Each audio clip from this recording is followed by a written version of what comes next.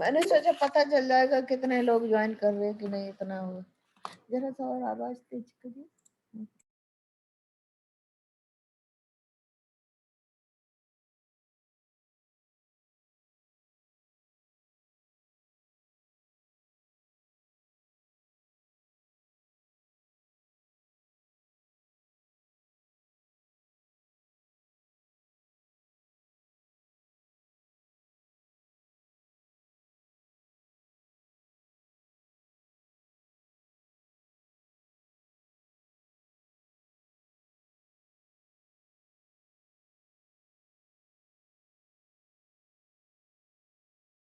चल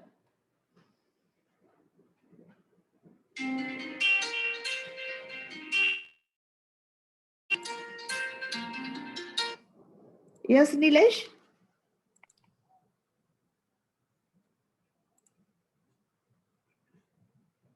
हाँ हाँ, I have allowed you.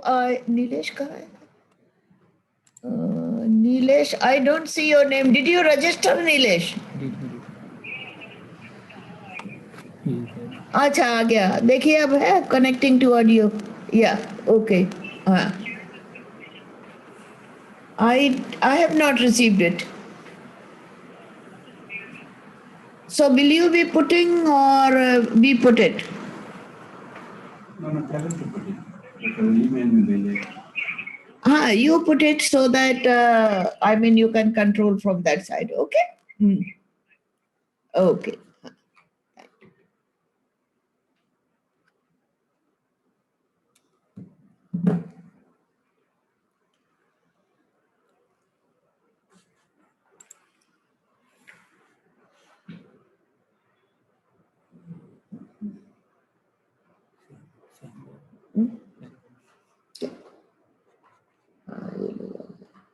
Clue.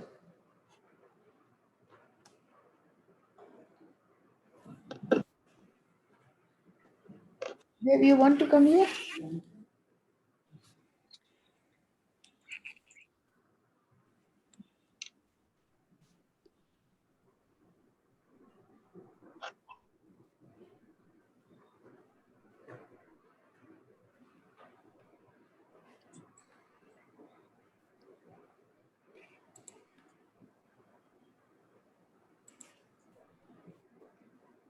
Open कर। अच्छा, so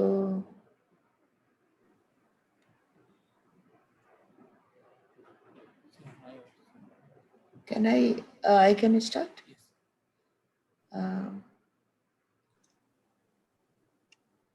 For you waiting, अच्छा, you can admit them.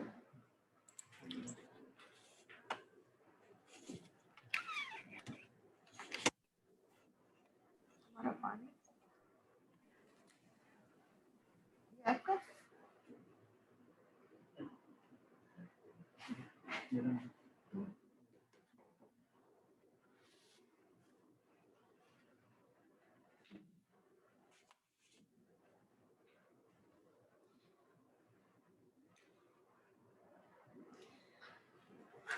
Welcome, friends. While people are joining, then we can start, and then in the meantime, others will join. Greetings from Gurgaon, India. And we have been thinking that some laws have been passed in India, in other countries, to end witch hunts or to stop witch hunts. And one of the things that I was thinking that how we can take a couple of cases and find out to what extent these laws have been effective. So that is one thing that we had in mind. And that's why we requested one case study from India, where the government, state government, with the support of the central government, took the decision and launched a program called Garima to eliminate witch hunts. They want to make this.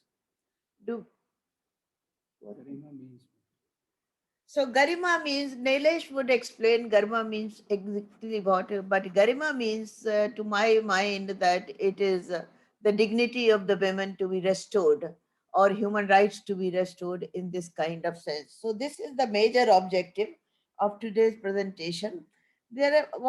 And another important thing happened in the interim period during our last meeting was in June, and from June to now we were approached, the alliance was approached by Gary Foxcroft, uh, of member of the WHRIN. WHRIN stands for Witchcraft and Human Rights Information Network, and they have succeeded in drawing UN attention, United Nations attention to the question of witchcraft. It is unfortunate that Gary is not well for the last couple of days, and then he is not able to join today. He wrote to say that otherwise we were expecting him to say something about this organization. The mission and vision values of this WHRIN is to really a world where all people can live freely without fear of their rights being abused due to belief in witchcraft. And the mission is, of course, to promote awareness and understanding of human rights violations related to this crime or due to belief in witchcraft. So it is the question of that belief he is addressing. We are also addressing the question of belief and the practice of the witchcraft. So they have succeeded in drawing the attention of the United Nations, as I said earlier, and hopefully in our next meeting Gary would be able to tell us more about this. So with this, I think John Azumah, who was supposed to speak first, I heard that he's having some problems, network problems. So we request Neelesh you to probably present your um, ideas on the PowerPoint based presentation on the question of what is Garima stands for, what it is, how it has succeeded, what are the challenges, and how do you look at the kind of the coming period to from taking this legal path to end witch hunts. Thank Hello, Govind. Hello, Govind. Can I come in? Prof has very limited data and is trying to send his presentation to you so that when it is 10, I will do the presentation because he doesn't have a Wi-Fi. So please pay attention and receive it. Okay. Thank you. I will see to it that if we get it in couple of minutes, then fine. Otherwise, he doesn't have the time to go first listen to Neelesh and then present. Oh. He doesn't have data to be able to present the whole thing. So he will send it to you, and when it is 10, I will do the presentation for him. Okay. Okay, that's fine, Faustina. Okay. Okay. Okay. So we go ahead with Neelesh presentation, and after that I request you. Okay. Okay. Thank you, Govind. Yeah, Neelesh. Would you like to put your slides, Neelesh? Yeah, sure. I'll just thank you everyone for joining, and welcome from India. I think it says that the host disabled participant screen sharing, so you need to allow me to share my screen. Oh, share screen. Why don't you introduce himself? Can you, Neelesh, introduce yourself? I requested to send something. I've been very impressed with your work, but I would have the limited words to introduce kind of as a friend. Yeah. So in the meantime, please introduce yourself, and I'm just allowed to. Okay. As I already said, I'm Neelesh, and I'm working with an organization called Jharkhand State Livelihood Promotion Society. This is a society formed by the government of Jharkhand under its department called Rural Development Department. So we are here, basically we anchor the National Rural Livelihood Mission program here. We anchor that, and I look after the social development domain of this society.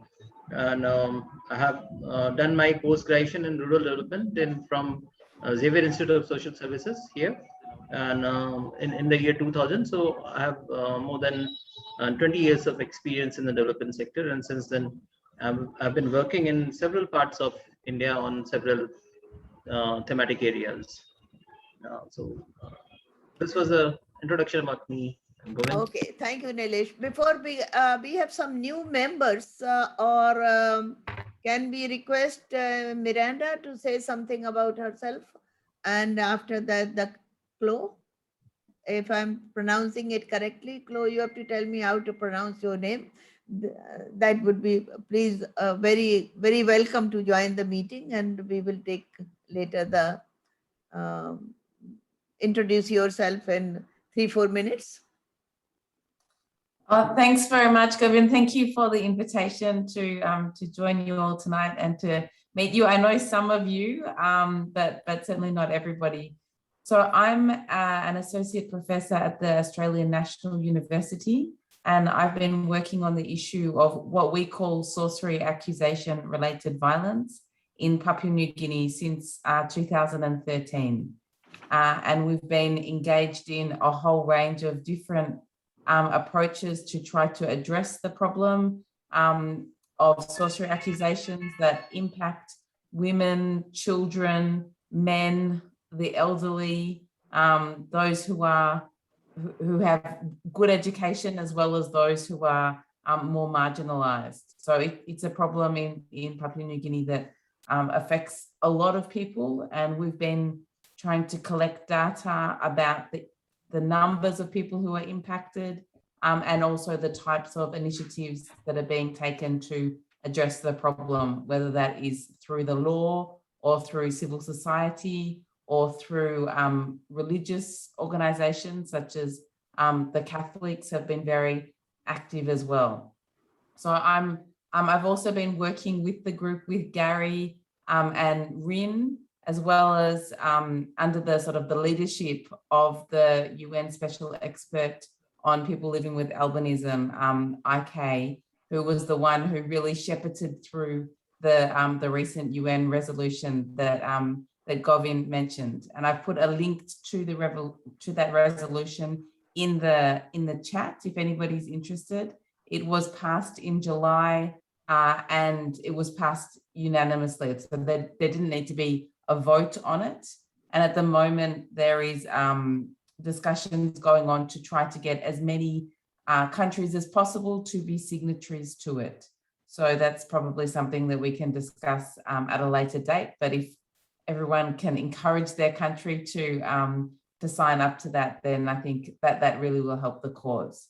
Just one other thing about that international resolution, they also said that there would be a conference under the aegis of the UN on this issue, and put, I think it was $200,000 towards it. So hopefully that is something that will be organized by the UN.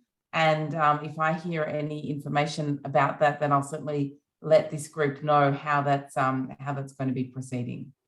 Thank you. Thank you, Miranda. We are now welcome, very welcome. Chloe, couple of minutes, and we are able to pronounce your name, please. Hi, my name is Chloe Nahum Claudel, and I'm in the UK. I'm in Norwich right now, but I work at the University of Manchester. I'm a lecturer in social anthropology, and I've been doing ethnographic research in Brazil in the Amazon earlier, and now since 2015 in Papua New Guinea on the subject of witch hunts and the ways that the gender violence of witch hunts is ritualized in a kind of predictable, scripted way across the highlands. So that's what I'm trying to sort of analyze in my ethnographic work, which is kind of researchy rather than, in Miranda's case, more kind of policy oriented. And it's really nice to meet you, and I'm looking forward to learning much more about India and other parts of the world. you like to say a few words as a way of introduction, your important work? Shashi. Unmute yourself, please. Hello, everybody. I'm from Odisha. I'm Sashi Prabhabindani. I'm working since maybe from my childhood in one way against such witch hunt violence. But I'm working with this area of witch hunting from 2011. I filed a PIL in Odisha High Court to have separate legislation to prevent such type of crime. And I'd like just to talk a little bit about the updated situation in Odisha. In 2017, after the legislation came in 2014 February, Government of Odisha Home Department has issued one composite action plan to all the department and concerned with this type of violence in the state of Odisha, like rural development, panchayat raj, women and child development, health, higher education, and INPR also. And since then, there was some other initiative has been taken by the government, like to create awareness amongst the people. But two things is happening now till 2000. From 2016 to 2020 November, there are more than 437 cases has been registered, but there are also cases which have not been registered under this act. And just for information, I'd like to share with the audience that I've been working with the government of Odisha to know what has happened to that action plan issued in 2017. And also what are the other steps has been taken by the government of Odisha. Health department has taken some initiative to discuss with the frontline worker about the health seeking behavior of community all across the state. And recently my interaction with two groups, those who are working with the small self-help group, about their perception of Dahani, what is being called in locally. And what we understand also is that Dahani is not the Odia of witch, or witch is not the English of Dahani. Dahani concept is different in this region. Maybe in India it is a little bit different than the West, what we call witch. And recently in one of the case, I would like to just point out some of the key issues, which is also a great concern for us. Recently in the periphery of the, can I request, sorry to interrupt, that we look forward to hearing details about this from the new members particularly. Okay. So we certainly, so if you can maybe 30 seconds I'll take to sure. just tell. These things happen in the periphery of Bhubaneswar, in the state capital, in January. Then same thing was occurred against the family in July, 2nd July, and 4 days back the house was being burned by the alleged people. So these things has come to the notice of some of the group here. Then we intervene, and then the police has taken steps by just having a counseling with the victims and the perpetrator, but has taken steps that has given them the time to reconcile them, since the issue is related to a civil matter of a land and use of the land in that area. So now they have given time to the whole community. Then they should not go ahead with alleging anyone as just rampantly as a Dahani or witch, and of other criminal act like burning the house. If it will come to the notice of the police, then police will again impose penalty, will take action under this act, and also criminal case will be filed against the people who has burned the house. So this is just a situation. Maybe we'll come up. Thank you, Shashi, very much. Very kind of impressive act. So Pallavi doesn't want to be introduced. So I would request now Neelesh to present, please. Neelesh. Yeah.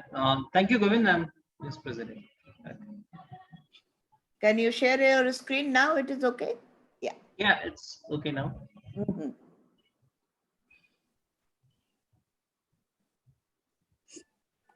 Can you see the screen? Yeah. Yes.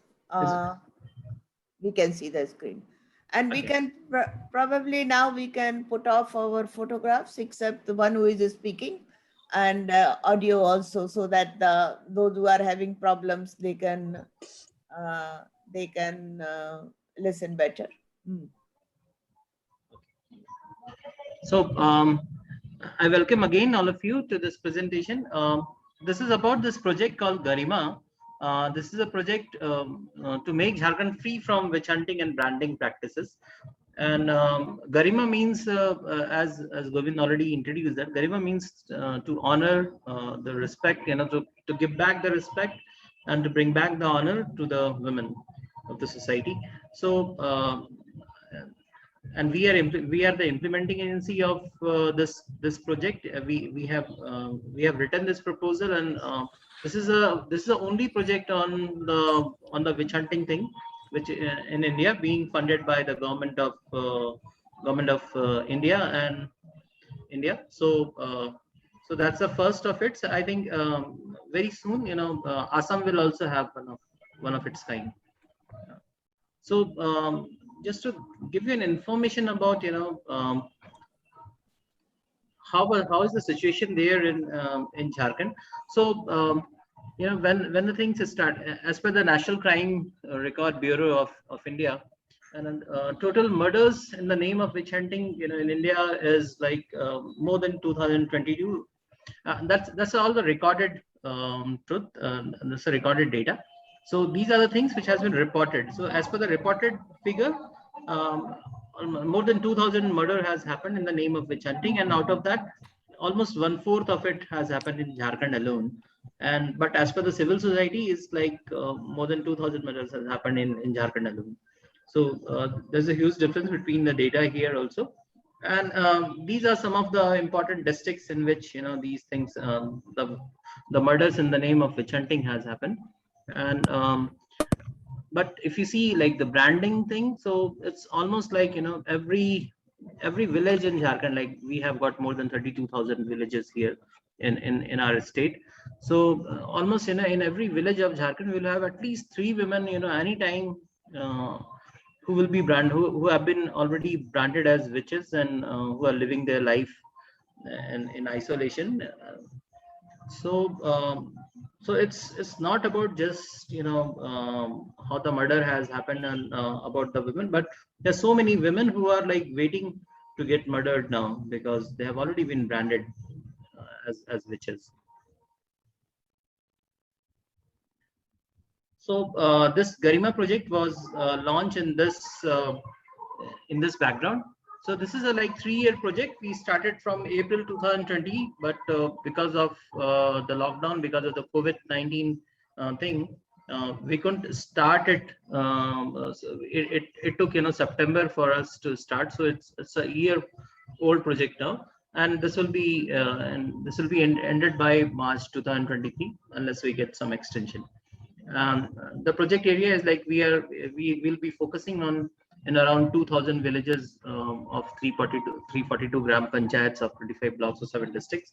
So this is not about the entire Jharkhand. We are just focusing in some of the area because this is a innovative project. So we don't have to do in so much of a scale. It's just a pilot thing that we are initiating, and we are just estimating that somewhere around we'll be directly benefiting 5,000 women who have been branded as witches.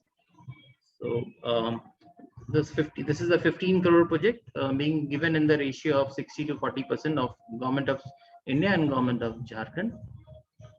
And these are some of the expected outputs from this project. As I already shared, that we said that we have estimated that we'll be identifying 5,000 survivors from these 2,000 villages, and we'll be protecting them under the National Rural Livelihood Mission, and in which we under this program, under the National Rural Livelihood Mission, we form women collectives.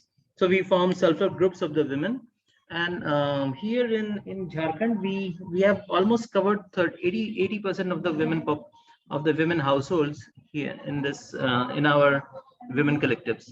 So then a second outcome was that we'll be identifying these survivors and we'll be enhancing their income. So we'll work towards the income enhancement of the survivor. And we also said that most of the survivors who are as per their eligibility, will be giving access to the government projects and to the government schemes. So their access will be enhanced to the government schemes. And then we are also saying that things will be much better in the sense of reporting of the cases. Like we are not just confined to the witch hunting thing, but all the violence against women and children cases, they will be reported. And one of the outcome is that they will be reported within the 3 days of the incidents. The reporting reporting rate will be enhanced. Then we are also saying that that youth will also be engaged in it. And then we are also saying that we'll be working on the state policy of witch hunting prevention, and we'll be aiming to transform our project area into witch hunt free.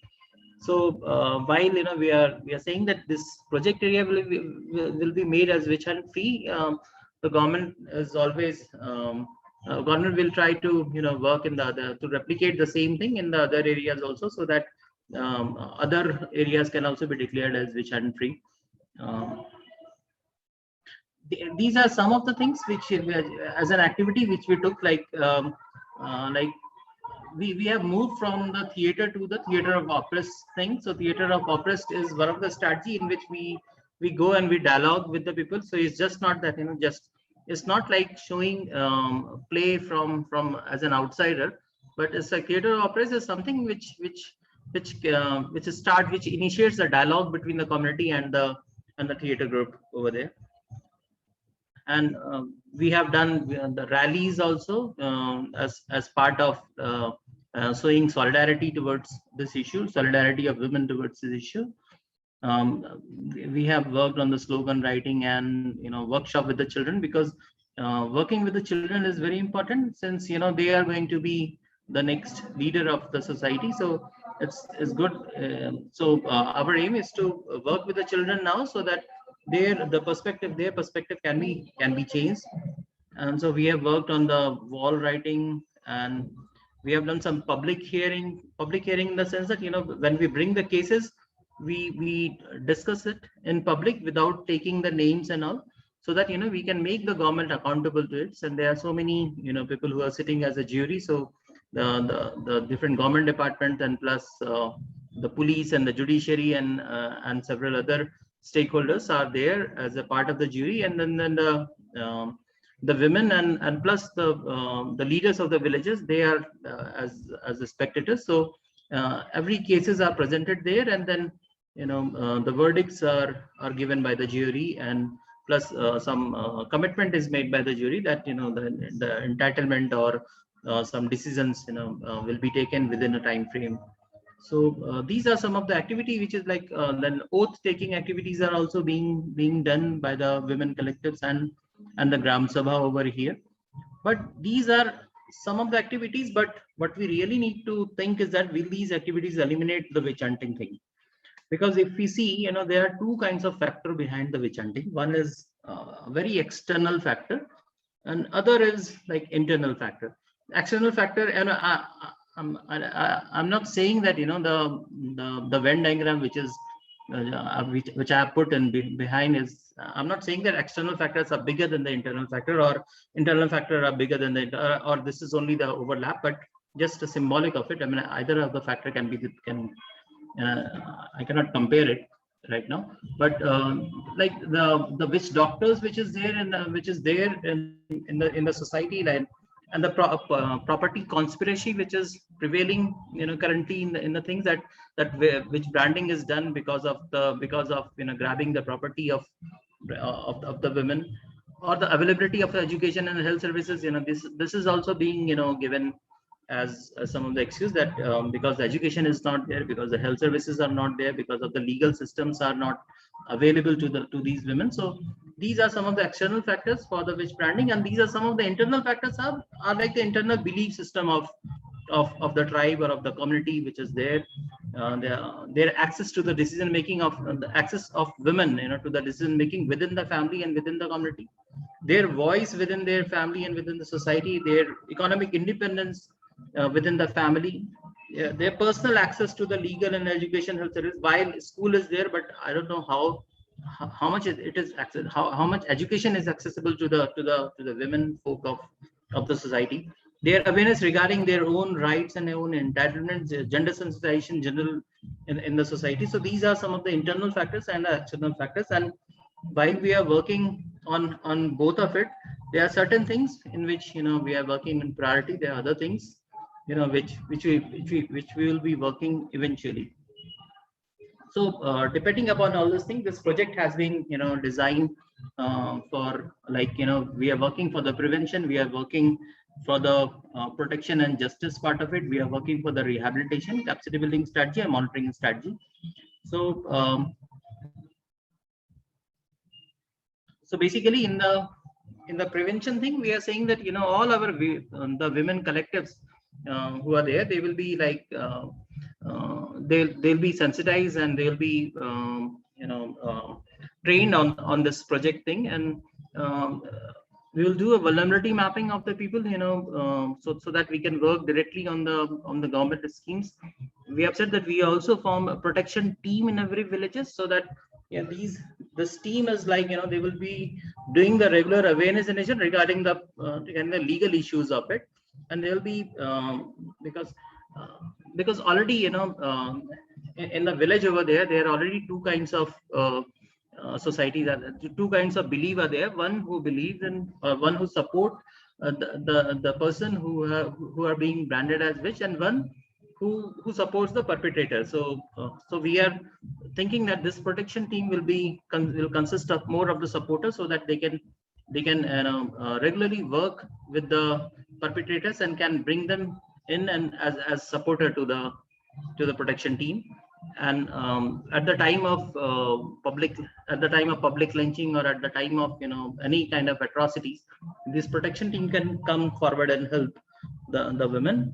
Then we are also saying that we will be bringing in the training curriculum in the several stakeholders. We already have a state level joint review committee where several departments are the part of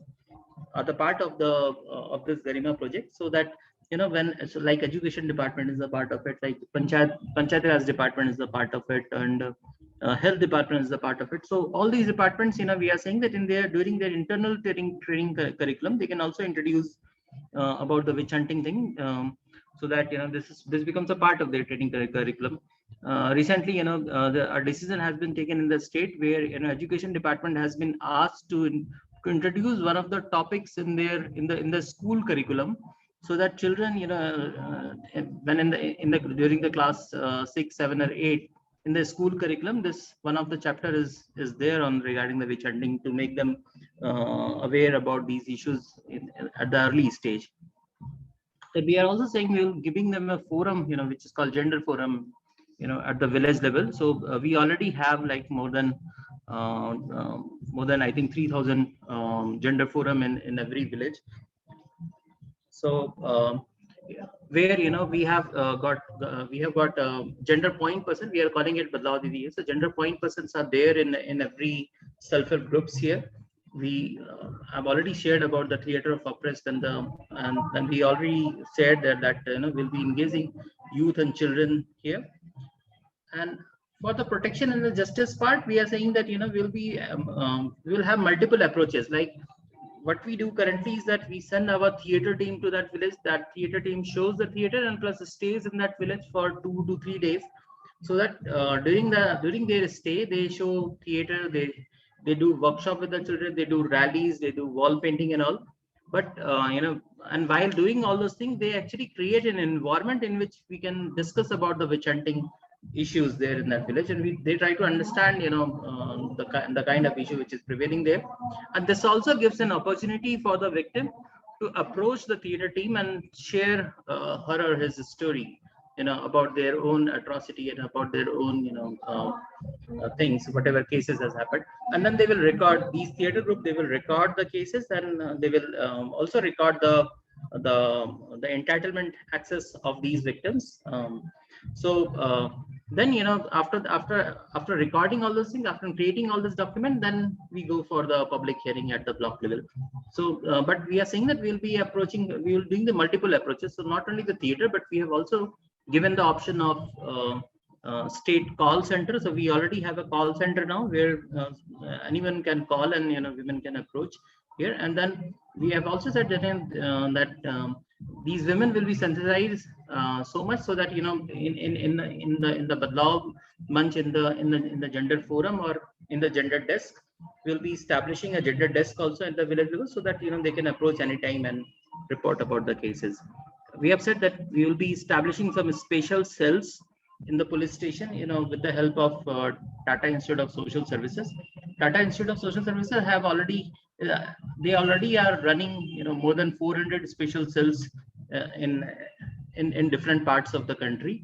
So, so they are bringing in this concept in Jharkhand also. So in the Garima project area, they will be working very closely with the police station, where we will be putting professionals in the police station, so that women can approach the police station and they can feel comfortable with in the police station. Because currently the women are not, they don't feel like going to the police station. That's why the reported cases and the actual number of cases, there is huge difference.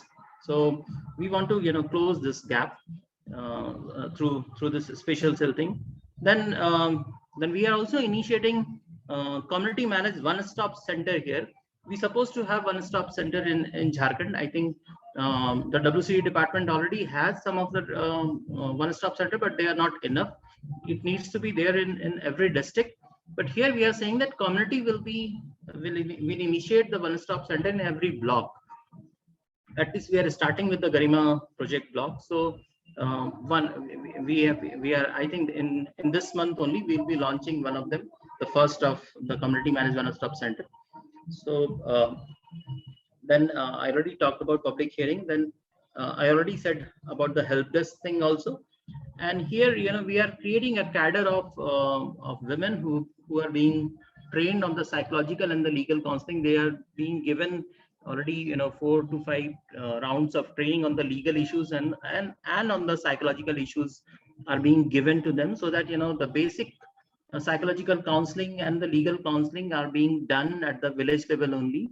And then they are being also connected with the experts at the district level and at the state level. We already have a an institute called Central Institute of Psychiatry here in Ranchi. So we have done an MOU with this institute. So we have a referral mechanism already there in the place, so that these women are being screened at the village level, and then those who needs professional counseling are being sent to the institutes. And then the institutes like District Legal Services Authority and the Jharkhand State Legal Services Authority are extending their services of legal counseling to these women, whenever they need it. And then we work, because developing the livelihood is like one of our core areas. So all these survivors, we work very closely with each of them, so that after the basic services of the psychological and the legal things, we also plan for their livelihood promotion, and then we fund their livelihood promotion. We support it through various funds. And we are also, we have done the women's safety audit of these villages. From the point of view of, women's safety audit is a tool which is developed by an organization here in India called Jagori. So they have trained us on the women's safety audit. So with their help, we are now conducting the women's safety audit of all these villages, and we'll be sharing that with the government, so that the infrastructures are equipped enough and are enhanced, so that the safety of the women especially at the public places can be ensured. And then for the rehabilitation things also, like we have a fund called Vulnerability Reduction Fund. So this fund are there with the collective, And here an amount of maybe to the ceiling of 10,000 rupees can be extended, maybe maybe as a grant or as a interest-free loan, or maybe a soft loan can be given to the victims, as a matter of their rehabilitation. And we have already said about the personalized healing services. So here we have taken an approach of like healing through art in the to the form of painting, and through form of different kinds of art like theaters and all. So these survivors are being trained on first they have been given art therapy. So with the art therapy, the therapist can come to know that whether this what is the condition of these women. Are they living in fear, or are they living in anger, or is there any anxiety with them? So they try to heal with that. And then in the second phase of these of this art therapy, they are being trained in the form of traditional form of art of Jharkhand, like in Sohrai and Kohbar form of art. And recently they have completed their workshop, and we are connecting it with a national level fair called Saras Mela here in Delhi. So they will be exhibiting their paintings there in that Mela, and we are expecting I think that people will be welcoming their product. And then we are saying that because all these things, in this project, we are working on several issues. So like we are working on legal, we are working on psychological, we are working on the livelihood issues, we are working on the social issues, we are working on the economic issues. So all those things require several rounds of capacity building. So we are we can only approach through a cascading approach. So we are creating a national pool of master trainers at the state and at the district and at the block level, so that each of the members of the self-help groups can be trained on these aspects. And plus other stakeholders with whom these women collectives will be working, like the police, like the judiciary, like the district administration and the block administration, can also be trained in that manner. And we certainly will have a monitoring strategy in place. And because of all these things, what has happened is that earlier, when in 2017, when we used to work in the issues of witch hunting, we used to get very old cases. Now currently, the day somebody is branded as witch, I think this the community itself come forward, and they have designed some rule, and this is being resolved on the same day, so that the wound doesn't get much deeper on this front.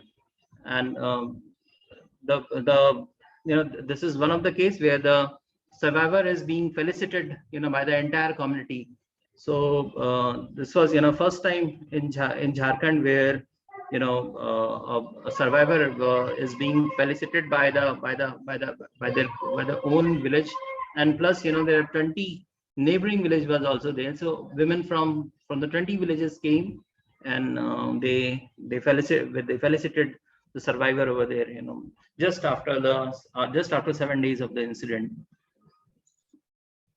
And this was the healing therapy which I was sharing, that they were given the art therapy, and these women are being trained to make art. So I would also like to share some of the analysis of the cases being identified. Like this is the analysis of the 525 cases out of the 1252 cases which we have identified here. So out of that, we have done an analysis of 525 cases. One is from the gender point of view. If you see, the 98% of the cases belongs to the victim is female. So you can clearly see the gender face of the crime here. Second is, if you see the because there is a general belief that only the old women are branded as witch, but whereas we can see here in this 525 cases, the average age of female here is 43 years, and none of that of male is 47 years. So we don't have to be very old to be branded as witch.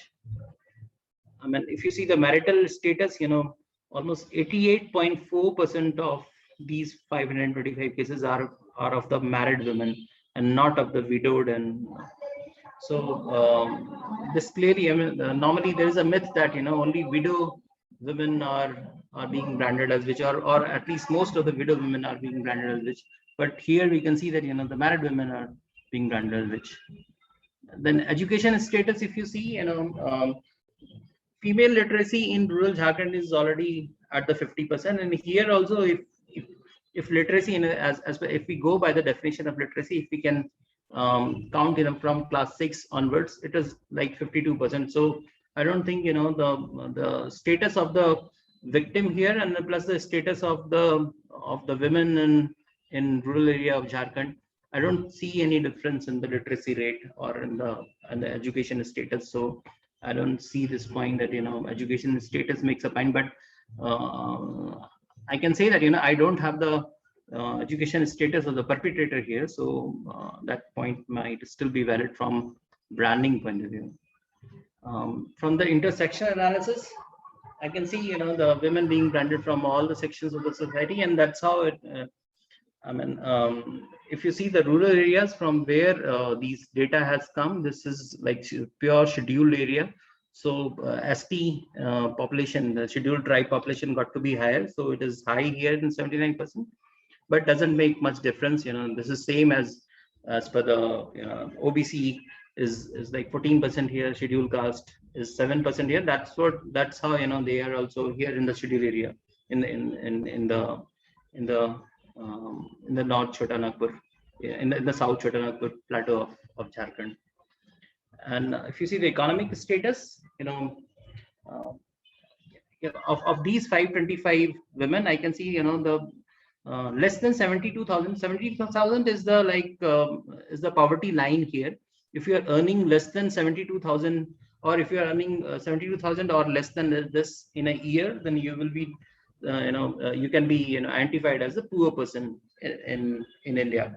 Nilesh, So, can I request you to wind up in few yeah, minutes? sure. And then we I think, detail. yeah, sure. Just in 2 minutes. So of analyzing these 525 cases, so we have seen most of the cases belong to like 85.7% of the case belong to the poor families. So so the theory around that this is generally to grab the property. I don't see any property here of the survivors. So this analysis is basically done so that the government can deviate this witch hunting prevention intervention from the awareness generation. Currently, they are just investing on the awareness generation to some serious interventions, establishing the accountability of the government itself.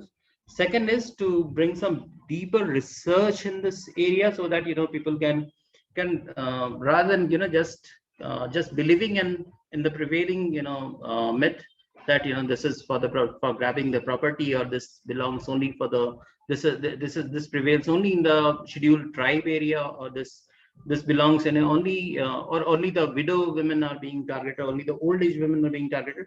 Rather than believing in this, I think some deeper research should also be done, and then the nail should be hit where the problem lies.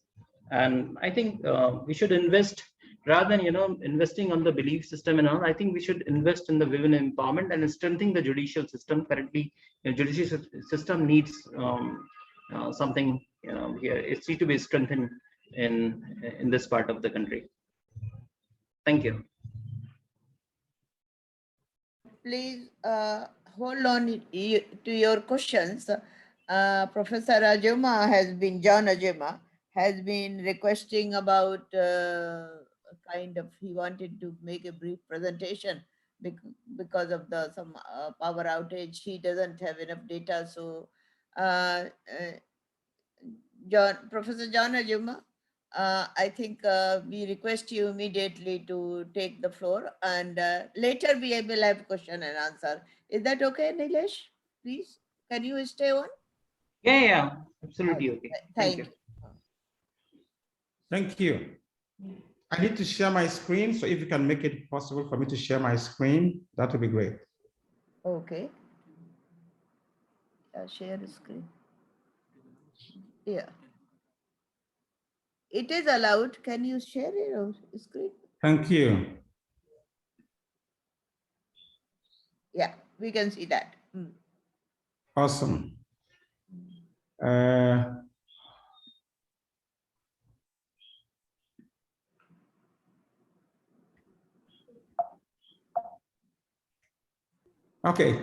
good evening, good morning here. Okay, it's good afternoon here too. So nice to be part of this group. I want to make a brief presentation from Ghana on witchcraft accusations, what you call Brandon, witchcraft Brandon in Ghana, and share briefly what we have done. We did some research into this issue the past year and the beginning of this year, because an old lady was brutally lynched in public in daylight and caught on camera last year, and that sent a shock wave to the whole nation. So we did some research onto it, but I'm not going to bore you with all those research findings. I just want to share the phenomenon as we have it in Ghana here and what we are doing to combat it. So we have the witch camps, we believe, but we also have witch camps in Ghana, and I'll be talking briefly about that. This is the map of Ghana, and witchcraft is is deeply rooted in traditional religions. It's an ancient belief and is rooted in traditional religions. Even though Islam and Christianity also have teachings that many African Muslims and Christians identify with witchcraft and also share in the belief. The belief is deep-rooted and is very pervasive. It cuts across educational, professional, gender, religious, cultural. It cuts across. You will find medical doctors, you will find police officers, you will find government ministers, you will find even judges who believe in this phenomenon of witchcraft. So it is very pervasive. Muslims believe in it, Christians believe in it, traditionalists believe in it. So it is deeply pervasive and deep-rooted. And so combating such a belief system, very difficult. Witches, a belief is that the witches work with the devil. So they are agents of evil. What this means is that you can't redeem a witch because they are associated with evil. The tendency is to get rid of them. How do we get rid of them? Because they pose a danger to society and they cause harm. They cause harm. And some of the harm they cause include death, it includes infertility, it includes social menace, like lack of rain, witches can cause that, and they can kill people slowly or swiftly. They can inflict some perpetual sickness on you that you will be sick for a long time and not getting the cure for your sickness. So witches are accused of all kinds of things. They can even steal your wealth spiritually for themselves or for their kith and kin. They can make your child stupid and take your child's wisdom and intelligence and give to their own children. So witches are evil, malevolent agents. The accusations mainly come from family members and close relations. And so it is a phenomenon that is deeply rooted in the family. So it's always coming from kith and kin. Children accuse their own mothers and all of that. Husbands, they accuse their own wives, and siblings accuse each other of witchcraft. Chiefs also sometimes can brand people witches. The local chiefs can brand people witches, and religious leaders also. Pastors, preachers, imams, soothsayers, traditional soothsayers, they can brand people witches. And so this is how deeply rooted the belief is in Ghana. And when that happens, as I said, the attitude is to get rid of them. And so there are two ways of doing that. One of the ways is to really subject people to brutality, to torture. They beat you when you are accused and you deny. You are beaten, as you can see in this photograph, until you confess.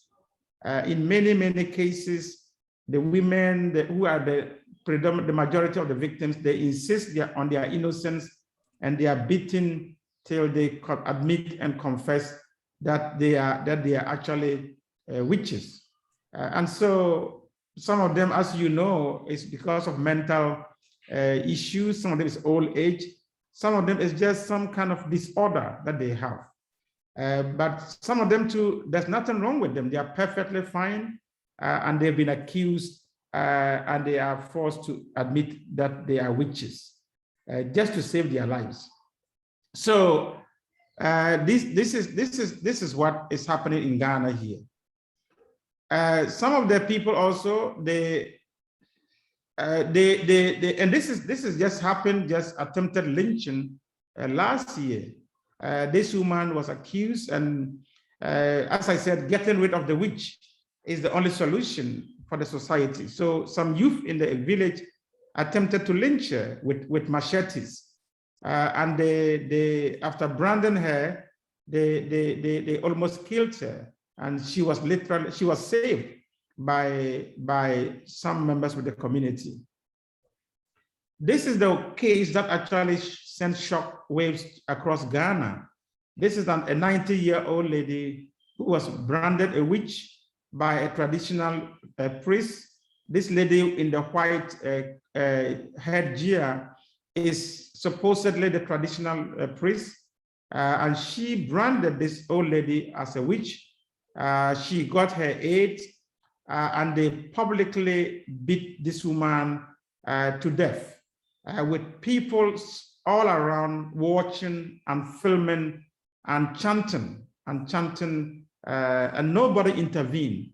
That tells you how strong the belief is, that you have all these people standing there. Some of them are educated, teachers, civil servants, and nobody intervened to help this poor old lady, and she was bludgeoned to death. The other way of getting rid of the witches is to banish them, is to ostracize them, and drive them out of the family. And that is where the so-called witch camps come in. So some of them move into camps. There are a number of camps, mainly in the northern part of Ghana, and that is where these women move into, where they live under some kind of minimal protection from the traditional priests in the area. There's always a traditional shrine where these camps are. And the shrine is where they perform some rituals to ostensibly free the women of the power of witchcraft. But even after the rituals have been performed, the women cannot go home. The relatives will refuse to accept them back home because they still don't trust that they have been set free of the power of witchcraft. And so the women live there in most cases for the rest of their lives. And they live in very, very deplorable states. Situations there are very deplorable. So you have, as I said, the existence of the camps in Ghana seems to be, Ghana, maybe some of you on this webinar will correct me, but it looks like Ghana is the only place that we have so-called camps, camps for witches, where accused people, branded people are sent, and they live there for the rest of their lives. Sometimes they live there with their grandchildren who are sent to help them with their needs. And these children over time too are branded, and the stigma, they cannot even go to school properly because of the stigma and all of that. So in Ghana, there are 6 camps now.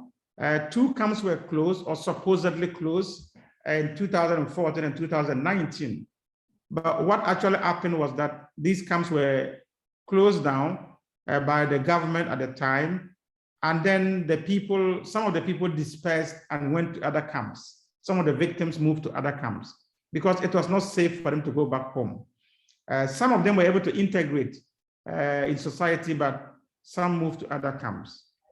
So the camps that we visited, we were able to chronicle about 590 victims. 41 of them were male and 498 were female. So again, predominantly female, the victims. And these were some of the camps that we visited, and we took pictures of these women. The age ranges are from their mid-40s to their late 70s. A few will be older than that, and very few younger. But it's always in their mid-40s to late 70s. And these women live in this place, in these camps. This one of the camps is called Gambaga. It's one of the first, it's actually the first known camps that exist. It was actually set up initially by a Muslim imam to save the victims from lynching. But when the imam was either moving on or passed on, the traditional, local traditional priest took over. And it has become a permanent place for women branded as witches to seek shelter there. This is another camp that we visited also, that you find all these women who are branded as witches, and they live there. And this is another camp also that we visited up north in the northern part of the country. That you find, again, as I said, the majority, the overwhelming majority are women. And the living conditions are very tough because they have to fend for themselves. Most of these women, they go to the local market and they gather grain from the ground. After the market is over, they go and sweep the ground with whatever male grain they can gather, with sand and stones, and they get back to their camps and they separate the grain from the sun. And that is how they survive. The living conditions there are very, very tough and very, very deplorable. Some of them are raped, even in the camps. They are not spared, and they are attacked there in various ways. They use them for cheap and free labor in the communities. This is some of the traditional priests that we met who actually perform the rituals. They perform the rituals to either confirm, to brand somebody as a witch, and they also claim they can perform another ritual to free them, to exorcise them. But as I said earlier, even when they have done the ritual to exorcise, the community doesn't accept these victims back. In many places, the community doesn't accept them back. As far as the traditional priests are concerned, they tell us that they are like medical doctors. You bring the person, they cure the person, and the person is free to go home. But it is the families and the community that refuse to accept the victims back. They are not detaining anybody there. Even though I have to say that psychologically, they are detaining the people because they say that the people cannot leave unless they perform certain rituals, and the rituals cost money, and most of these women are very poor. They can't even afford the rituals fees. And so they are trapped there. And psychologically, even though they can move and go anytime they want, they are afraid to leave because they fear that if they leave without performing the rituals, they will be spiritually harmed. And so they are trapped in there because of that psychological fear.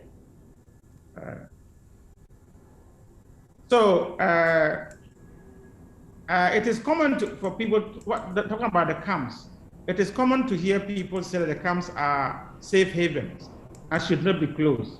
Others also say that the camps are open prison and crime scenes that must be closed down immediately.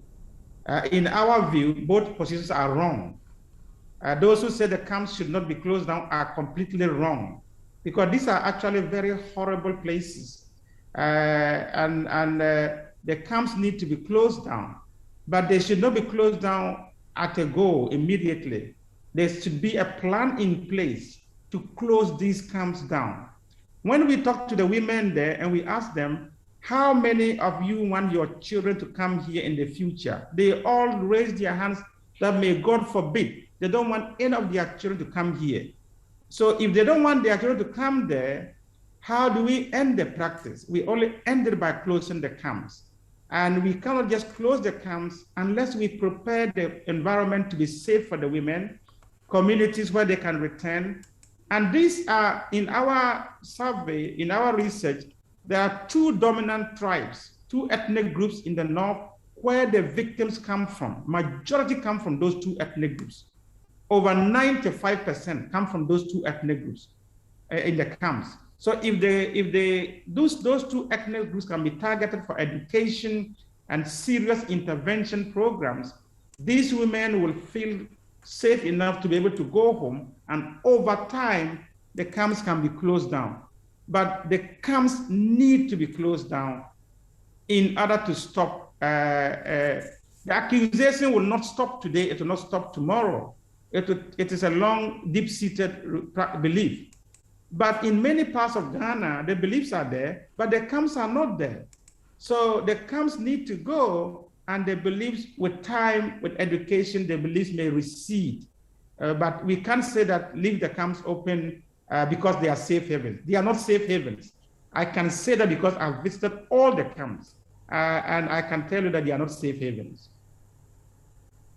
In all the camps except Bushogu, as I said, there are traditional shrines with priests, and these priests are known as the tendanas. Some of the priests openly admit to us that most of the accusations are fabrications, and that is out of jealousy from the family and hatred. There are no walls there or gates at the camps, but there are gatekeepers, as I said. Unfortunately, the gatekeepers are the traditional priests themselves. Even though they don't physically stop the women from leaving, psychologically, they are imprisoning the women there. But also there are NGOs and even some so-called researchers. For them, the existence of the camps are good for them because they can write a project and make money from it. And we know a lot of so-called NGOs working in these camps that are making money off the plight of these women. And they are not helping the women in any money they raise. About 5%, if they are lucky, goes to the camps. The rest goes for their salaries and their living conditions. So they are not actually there for the interest of these victims. So for them, they will insist strongly that the camps should not be closed. And of course, their jobs depend on the camps. As I said, all the traditional priests say that they can go home. But as I said, there are caveats and there are complications about how these women can go home. So the relief aid, and I'm concluding now, the relief that is sent by churches and NGOs to these camps, the relief has a double-edged kind of effect. The women need help. They need some kind of relief. But sometimes too, some of them are there because of the help that they get. Some of the women can actually go home safely. There's no problem, they can go home. But because of the relief that they get at the camps, they prefer to stay there because of the poverty in the villages. So if they stay there and they can get some relief from time to time, they would rather be there. And so they are having to make strategic choices. If back home, my family is not even there, or I will not get the proper support, and I'm here, and I'm getting some, once in a while, I get some food stuff presented to me, they will prefer to be there. So the relief is helping to perpetuate the existence of the camp, and it breeds dependency culture, whereas the women also need it. So it's a double-edged sword. There's no clear-cut answer to this. The churches and the mosques need serious education on witchcraft because for many Christians and Muslims, they don't know that this belief is coming from traditional religions, and they need to be taught and educated on the roots of this belief, and educated properly about what Islam teaches and what Christianity teaches about witchcraft. They need proper education. The parliament in Ghana too is working on the law. It's very, very slow because, as I said, it's not a popular bill because many Ghanaians believe in this. So if you're going to come out with a law to prohibit branding people as witches, you are not going to get a lot of support from many sectors of society. Even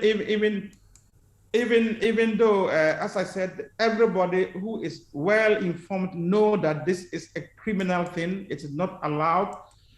I visited Parliament. I met with the Speaker of Parliament to discuss this. The Speaker himself said, this belief is barbaric, it's backward, it must be proscribed. But you will find that even surprised that some religious leaders, priests, and imams will be lobbying against the bill. Because again, for the pastors and the preachers, it's an industry. That is what they used to preach and to scare people into coming to their prayer meetings for them to use to raise money. So it is a serious industry that, but we believe strongly that a legislation will help.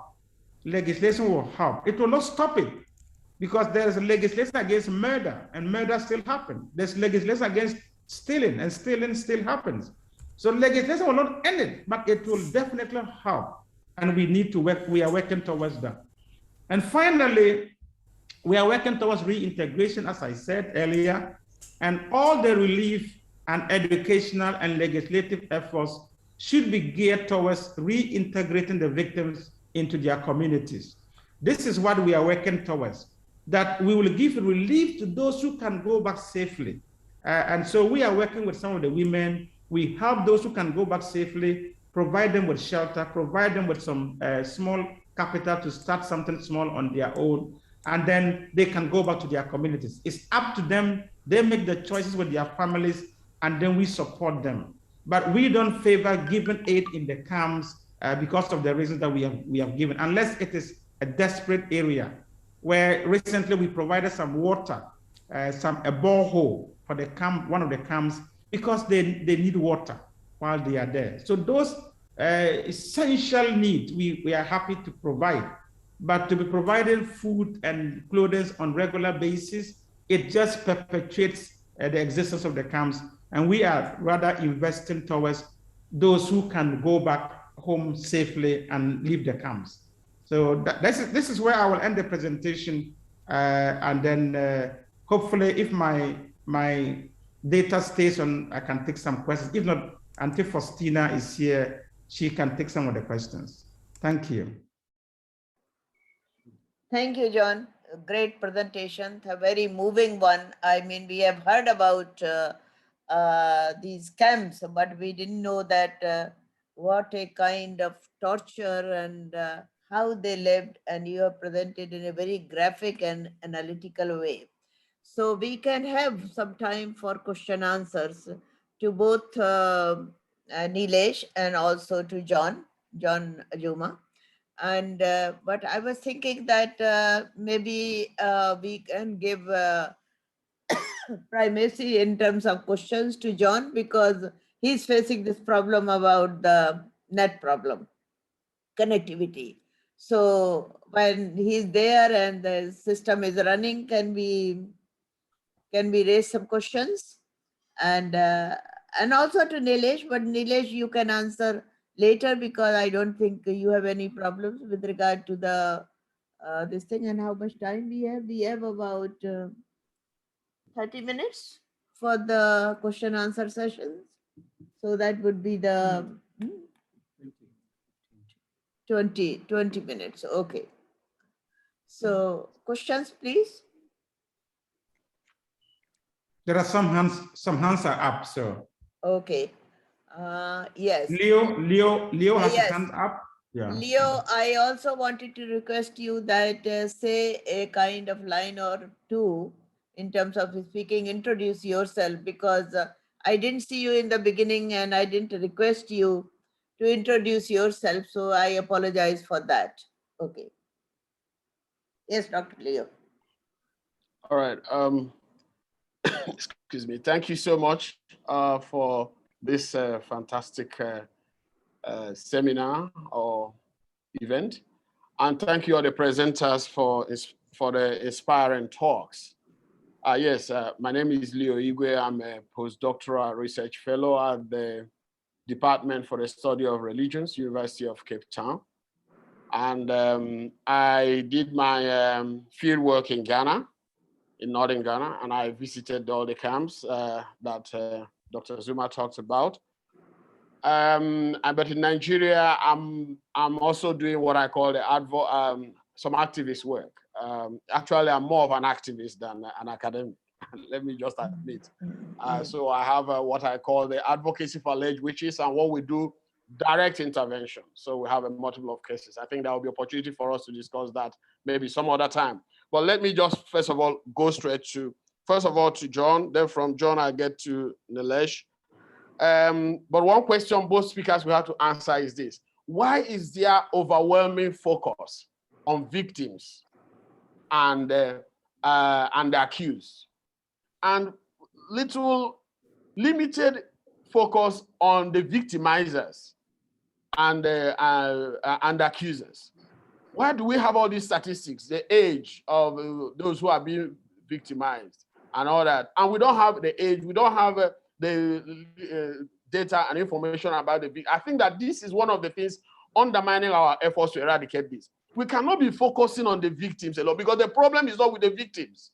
The problem is coming from the victimizers. So this is one thing I find out in the campaign that doesn't sit well with me. Let's go to the people who are generating the problem. Give us information about them. Who are they? Where do they live? What are the circumstances? And all that. So I think that I need more information about those who are haunted, not those who are haunted. Yes, we have had enough information on that. But we need to find out those people, because that's where the problem is coming from.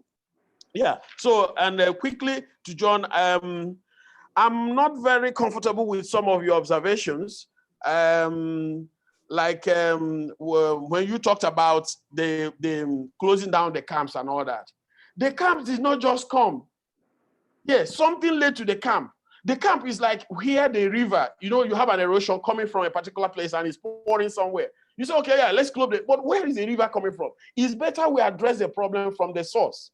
Because if at the end of the day, people stop leaving their villages and all that, there will be no need for the camps. The camp will just fizzle out. So I think that let's concentrate again on the source. Yes, not the cause, not the consequence. So that is just the much I have to say. Every other thing about how to treat the people at the camp, I think is mixed, But for me, let's focus attention on the source of the problem, the communities, the villages, the witchcraft accusation, not the victims of accusation, please. So this is my observation, and I hope to get your own feedback. So thank you for this opportunity, and I'm looking forward to working with you. Thank you, Leo. Can we have one more question? There are questions to Neelesh too, but can we have one more question to, or Kamani Wali? She has raised also hands. Can you, Kamani, do you have the question to John or John Azumah or to Neelesh? Okay. Yeah, I'm happy to address Leo's question. Okay. Yeah. I was thinking that if there is any other related question, then we can have. Okay. Okay. Yeah. Yeah. Sure. Okay. If I can make a Yes. question. There is a question from Dave also to John. Yes, this is to John. John, Yeah. that was a great presentation. This is the best webinar we've had over the last 1 year. Both your presentation and Neelesh's also. It shows that there's a lot of work being done, and that this alliance can do have some impact in taking up these issues. My question is related to what you said, and in a way it's addressed to both you and Neelesh. John, you mentioned that most of the accusers, the matter is one of jealousy and hatred. So this also ties up with what Leo was saying. So what it is that drives the accusers, the perpetrators, to carry out these witch hunts? We should not only look at the victim's side, we should also look at the perpetrator's side. And similarly, the question is also to Neelesh. You saw problems which you said perhaps are not related to property, but there can be jealousy and hatred even at very low levels of income. I have personally seen accusations made where The one sister-in-law says that, why is my sister-in-law's son doing better in school than my son? So just a simple matter like one cousin doing better than the other cousin can lead to an accusation of witchcraft being perpetrated on the son, and therefore bringing about a poor result. So the question is really the accusers and how they are driven by the question of these ideas of jealousy and hatred. I would like to make one final point. It was very nice to hear that we have two people who have worked on Papua New Guinea, and the Pacific Islands has been somewhat neglected in these analyses. And I hope we can soon have a webinar which will bring some of the material that you have on the Pacific Islands. Okay. There are, John, you can take these questions, and then there are several questions to Neelesh. Thank you. Yeah, I will be brief because of my power outage and my data. So I want to address Leo's questions directly. First of all, I don't think we are focusing only on the accused. We are, as I said, we're working on education and legislation. And the education and the legislation is targeted at the accusers. So our efforts are not just on the victims only. In fact, most of our effort goes for the education. And when I talked about preparing a safe environment for these people to go, that's what we're talking about. It's about where the source is. We have to drain the river from the sources, and that is what we are working on. So we are not just focusing on the. I think your research that you did is a little bit dated, and I read all of that. But a lot of people have been doing that, and you were right in that research. But what we are doing now is not focusing on that. We are, and the NGOs have to focus on the victims because they have to raise funds, and it's emotional. They can do that. For us, we are focused on ending the belief and ending the practice and ending the camps. We believe in that. And we don't think the existence of the camps are contributing to the solution at all. But as I said, in fact, we think it is feeding into this problem. But we don't want it to be closed tomorrow abruptly. We have to have it as part of the game plan. That should be the ultimate aim, so that everybody knows that we're working towards this end. Even if it's going to take 5 years, 10 years, our aim is to close down the camps. That is our focus. And when we talk about the victims also, closing the camps, some of the victims, if you go and ask them, they'll say that we don't want to go because we are safe here. And I don't think that that should be taken on its face value. The question is, why don't they want to go? Because of fear. It's not because they want to be there. They are not there because they want to be there. They are there because they are afraid. So we need to deal with the fear. And that's why, so we shouldn't just say that because they say they don't want to leave, therefore they want to be there. That is a very shallow way of argument. And even if the people want to be there, is it good for them? Is it good for society? Is it good for the nation? It's another question that we have to ask as researchers. If somebody is sick and you know the treatment for the person, and the person doesn't know the treatment, and the person doesn't even know what they are sick of, you don't just say because the person says this, therefore, we let it go. So we need to be able to help the victims themselves, even though they say they want to be there. Is it good for them to be there? It's not good. And that's what we need to do. Finally, the question that was raised about why the hatred. It's amazing, my brother, when we did the research, what family can do to family. And it comes down to lack of resources. It comes down to lack of education. One of the priests told me, he said, the only way to end this is education. If you go to where these things are happening, lack of education is a huge problem. Poverty is a huge problem. So with little resources, if somebody is doing well a little bit, according to their standards, the jealousy is up, the envy is up, the rivalry is intense. So these are some of the things that causes the problems. And I would end there.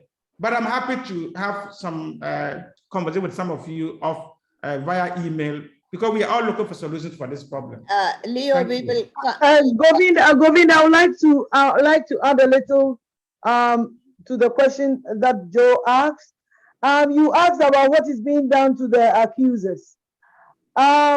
Recently, there's been a rise in recognition about what those priests and the accusers are doing. And luckily,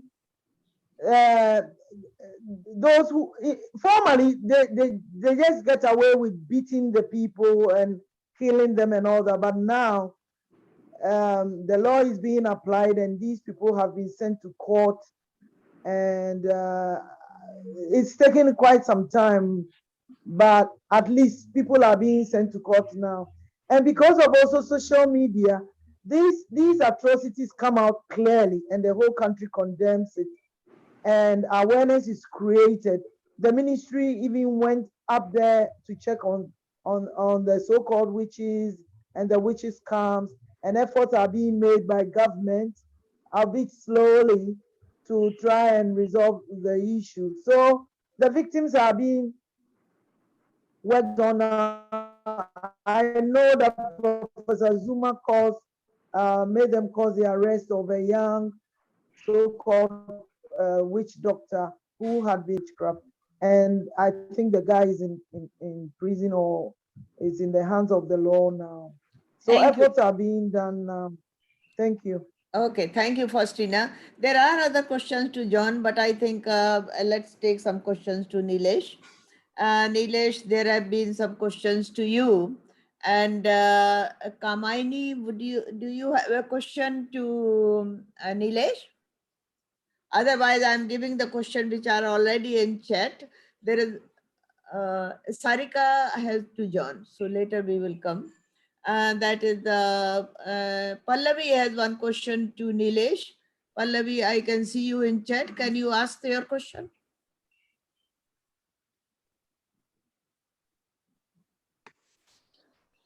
Hi, good afternoon, good morning, good evening. This is a question for Sir Neelesh and other speakers as well. I was more interested in knowing more about the current day issue with regards to COVID and how we've seen a rise on violence against women globally with the rise of COVID. I was wondering if COVID has proposed new challenges with regards to witch hunting and this specific issue. I have one more question to Neelesh. Who has read this? I can see in the chat. Kamaini, did you have the question to Neelesh? No, that is Aparajita who had written as Kamaini, right? Aparajita, are you there? Yes, ma'am. Yes, please. Ma'am, I have put it down in the chat box. I thought that would be okay. easier. Neelesh, there is a question. I can read it. Garima seems to be a comprehensive initiative. How do you plan to make these efforts sustainable in terms of budget, accountability, and so on and so forth? Can you address these questions, Neelesh? I saw someone. Yeah, sure, Govind, and I thank you again. And thanks all the participants for listening my presentation very patiently. And first of all, let me answer Mr. Leo. He has said that we have put all our focus to the victims rather than the victimizer. I mean, let me just come over there. When we go and we are there to, like, for the survivors, at least we know a face of the survivor there. At least we know this person has been, victimized, and we can work for her support. But as at least in this witch hunting cases, there's no face for the accuser here or for the perpetrator here. At least the entire village becomes perpetrator. There is one survivor, but against her, there are so many persons who will become perpetrator, and there are so many. So it is it's not that one-to-one kind of crime that somebody got victim and somebody is victimizer. There are so many persons who would collectively become a victimizer here. sometimes even the survivor can become a victimizer in the next case when she also identifies somebody else as victim, somebody else as witch, and would join, in the lynching, or would join in the public shaming of the things. So thing is that because we can identify survivor, that's why we work very closely with them, and then at least we can say that this is a problem which is linked to the women issue. So rather than we work towards bringing back the empowerment to the women, bringing back and then we also work on how to from the legal point of view, so that she can get the legal access of the things, and the access to the justice, access to the other things. So we work in a way, we are working towards empowerment of the women, rather than just focusing on one woman who got victimized as witch, because of the several other common factors, the same women would be victimized for other violence, kinds of violence against women. So it's important that we focus on women. Secondly, coming to Pallavi's questions, yes, during this COVID-19 period, there has been several deaths, which was very unexplained death has happened. So it was easier for the people, to accuse someone as witch, because what has happened that and somebody, if in some family somebody got sick because of COVID-19 and got or they got victim of the COVID-19, some death has happened. So this family will the other members of the family will also feel sick. Some more people from the same family will also will also die because of this.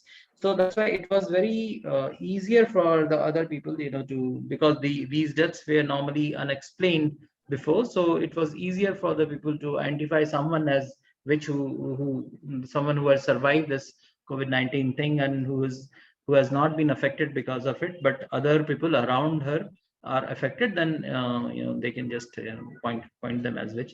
And on the other hand, we were not able to do any kind of campaign. We were not able to go to the field, or we do any street plays, or identify the survivor, or do any kind of activity whatever we had planned here. So there were so many community activities that we had planned in this project, but in the COVID-19 period we couldn't do anything. Even a training was not allowed to do.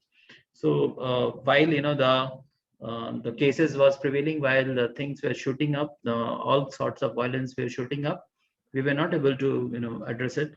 And COVID-19 was the first priority for the government also. But then our women collectives were there, and it was not that things were not addressed, but these collectives they did the charge, and they did whatever had to be done, and then they complained to the police. Then we addressed some of the things, but the basic activities of the project was stopped because of it. And one more question is about from Aprajita. Yes, of course. I mean, COVID-19. Of course, this the Garima project is a comprehensive project. It requires lots of budget, and we had to do this because this was one of the problem which was not being addressed directly by our project, but we had this liberty to at least initiate something like that. Originally, this project is supposed to be done by our Women and Child Development Department, but in the Rural Development Department, because we work very closely with the women collective, we because of the demand from the women, we designed this project.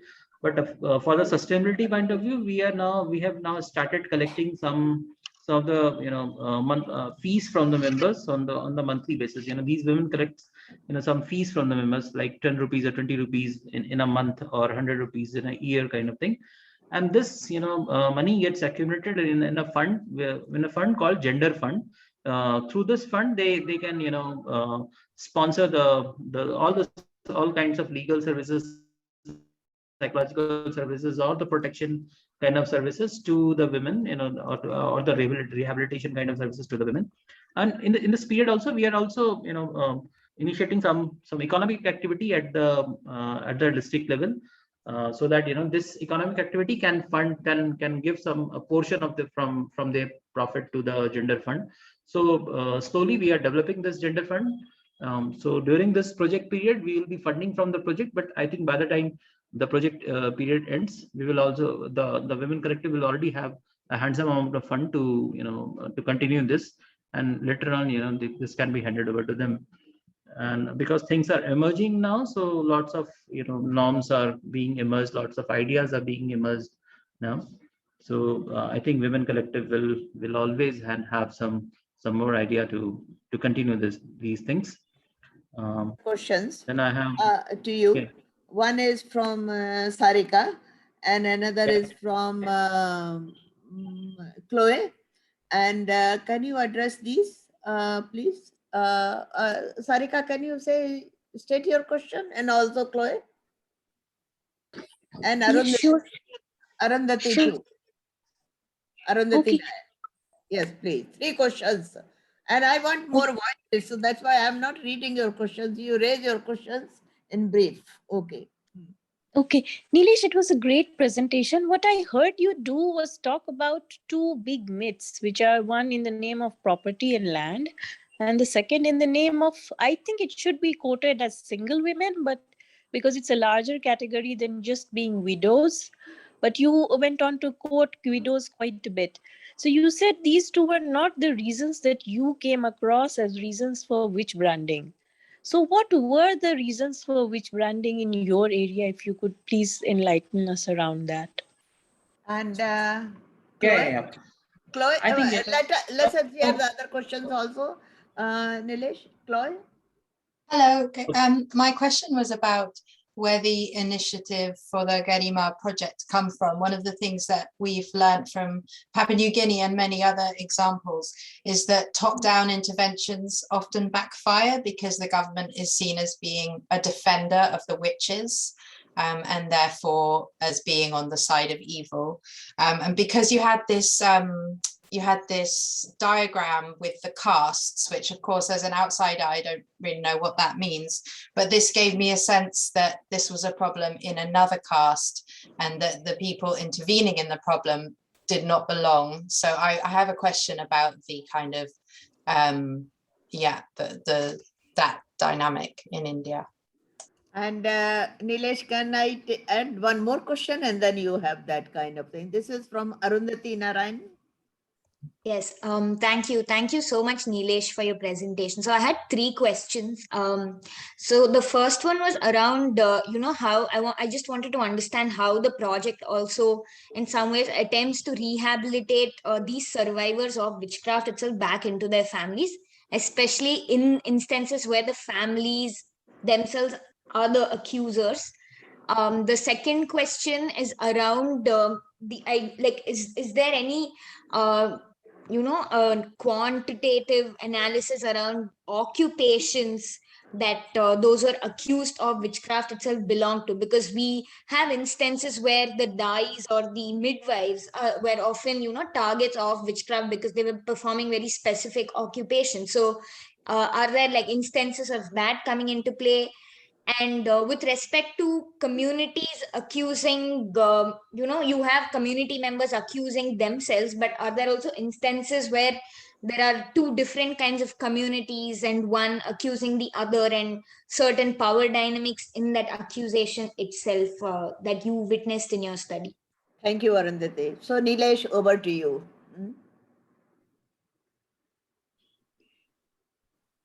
Yeah. Thank you. Let me start with Sarika's question. Sarika ji, currently, like we have just initiated our work. It's hardly 3 years old, so I'm not saying whatever that I have come to know today is the truth, or I have reached to the highest level of the truth.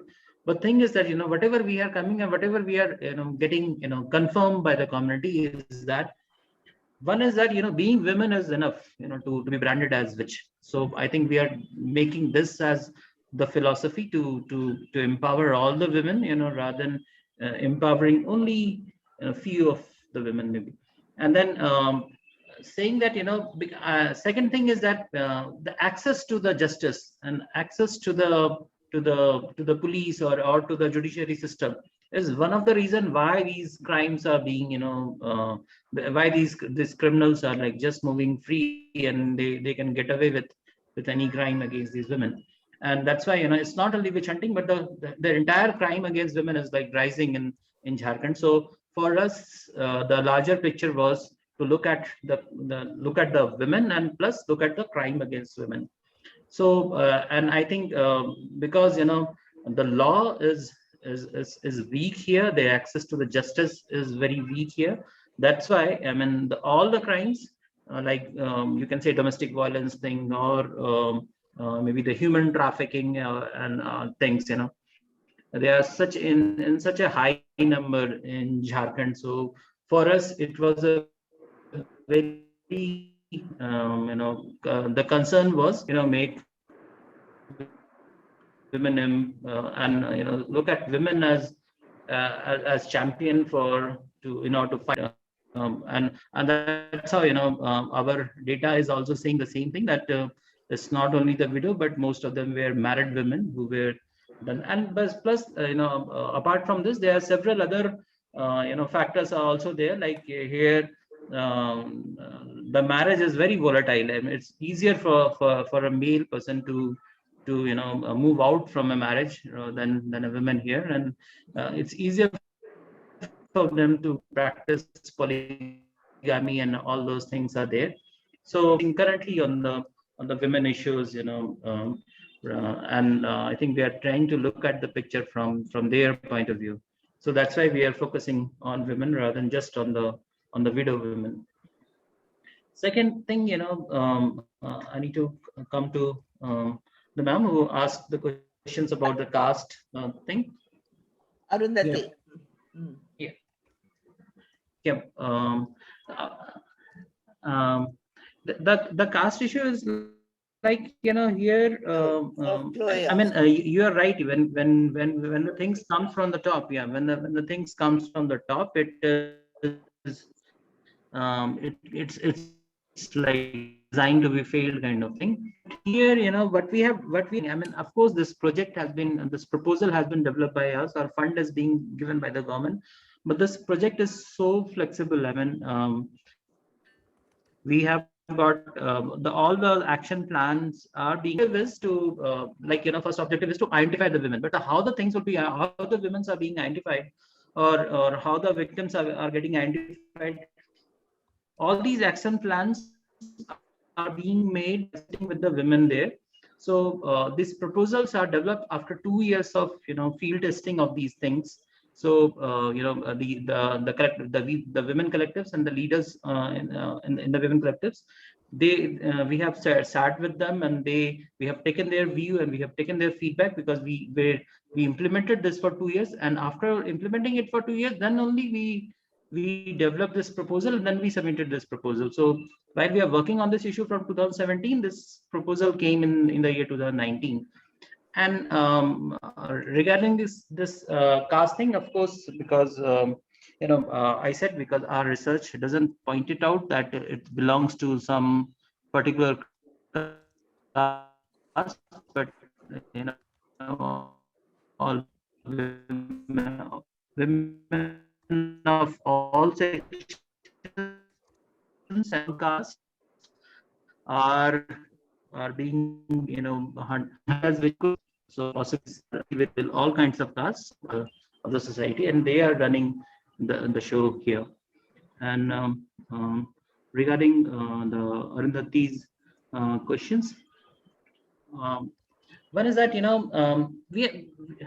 when you say that how these survivors are rehabilitated back to their families, especially in cases where family has accused these individuals, we I mean, the where this women will be rehabilitated is not the decision that we take. It's the survivor who herself has to take the several choices to them. And then if she wants to move away from that family because of the very obvious reason, we support that decision for her, and we finance her the livelihood, whatever livelihood plan she come out with. We give her the training, we give her the fund, and then the women collectors are there to support her. And every cases that is being identified is being closely followed by the community cadres which are there. So they monitor the case, they follow with the survivors, on a daily basis almost, and then they approach to the gender desk and the gender justice center which has been established here for any other further issues if it is there. And then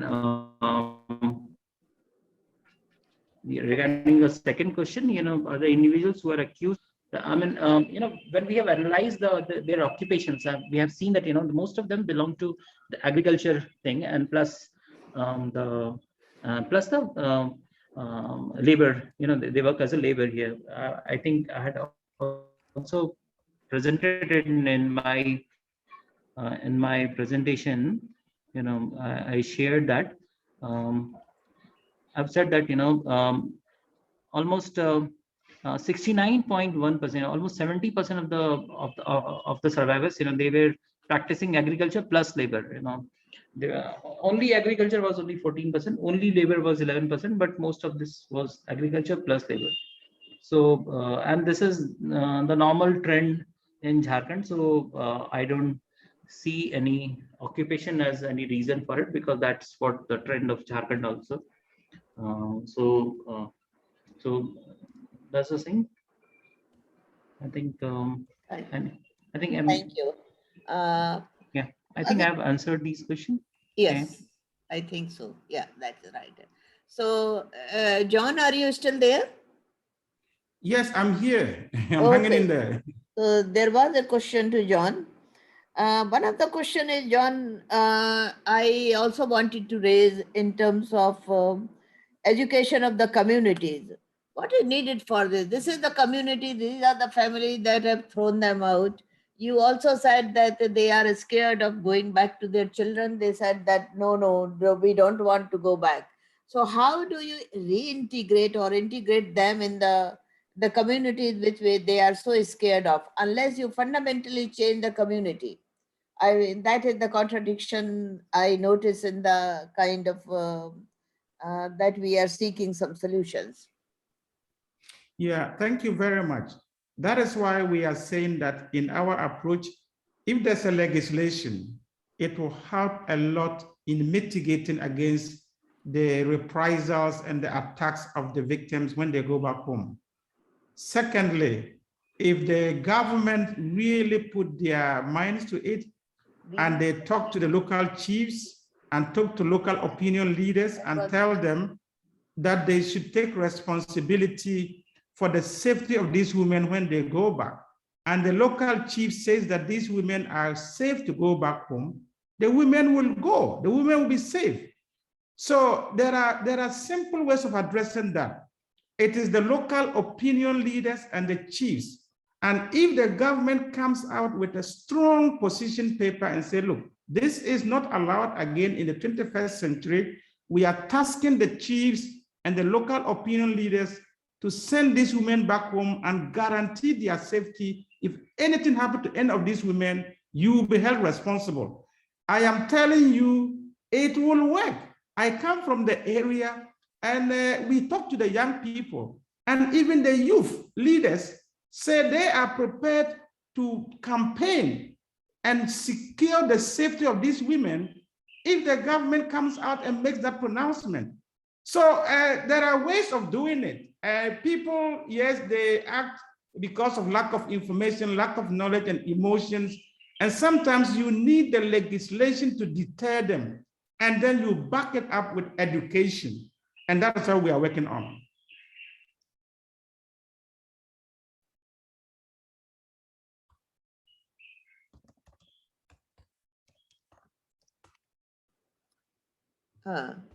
Unmute. No, not unmute. You have unmuted her? Aparajita. Okay, Aparajita, you have a question to John. Are you there, Aparajita? Ma'am, it is similar to yours actually. I mean, basically, sir, I am doing a project with Govind ma'am only, and we have just completed the field work in Assam. It's one of the northeastern states of India. So what we found is that similar seclusion and very isolated lives that the survivors are living.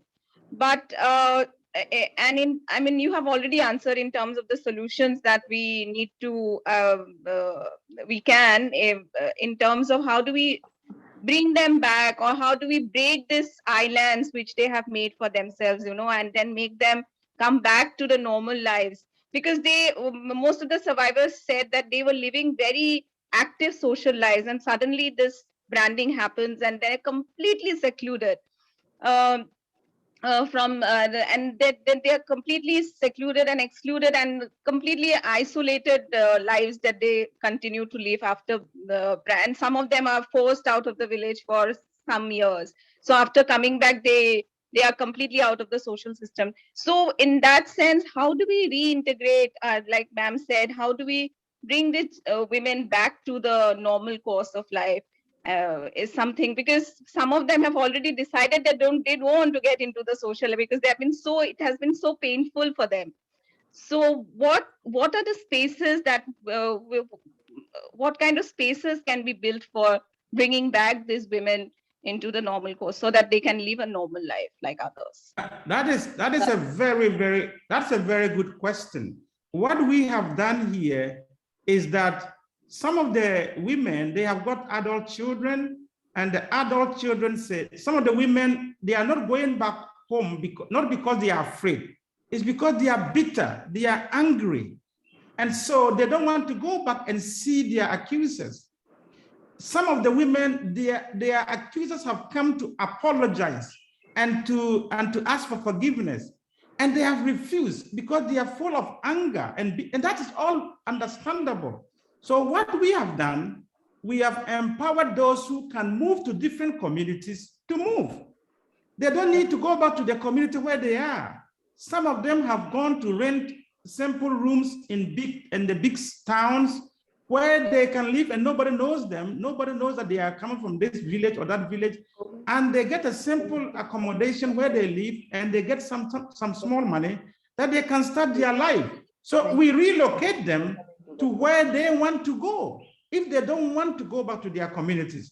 So that is one of the things that we are also doing, to create safe spaces, different spaces for them to restart their lives. So we are coming to the close. I think other questions can be sent. We have requested everybody to send their email so they can be in touch with the speakers and with your questions. And you can, of course, directly ask the questions also to speakers. But it would be better for our record that you also CC to us. So I think that we have overshot some time, and I would request now Dev to close the session.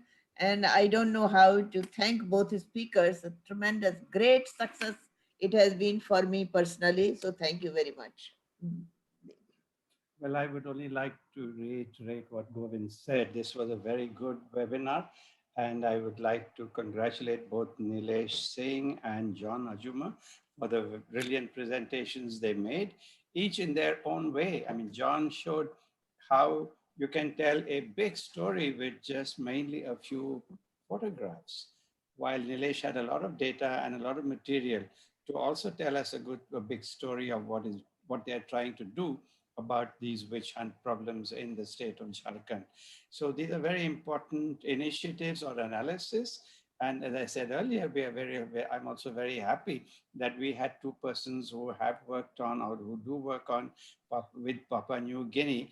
And I definitely hope that the next time we have a webinar, we can have a discussion on Papua New Guinea and perhaps also the other Pacific islands. I think that the initiative, now it's about a year or so that we have been meeting in this alliance to end witch hunts, and with the new context which we have made with this WHRIN, I think we can definitely carry this forward. And thanks to the two presenters and all those who asked the questions about the of the two presenters today.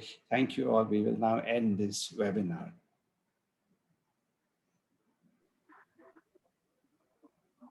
Thank you very much.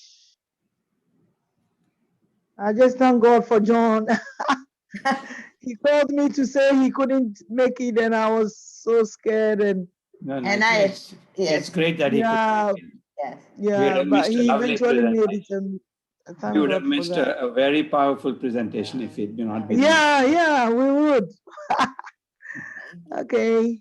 Thank you. So, Very good. but John didn't even mention the efforts that was done, the live media coverage of a whole session purposely allocated by a media agency towards discussing this issue of witchcraft. And there were so many speakers, and it generated a lot of visibility on the work of against witch hunts in Ghana. And you know, John was very liberal with us.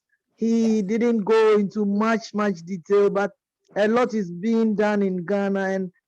And my prayer is that when the Alliance has funding, we could put some of these interventions into real actions.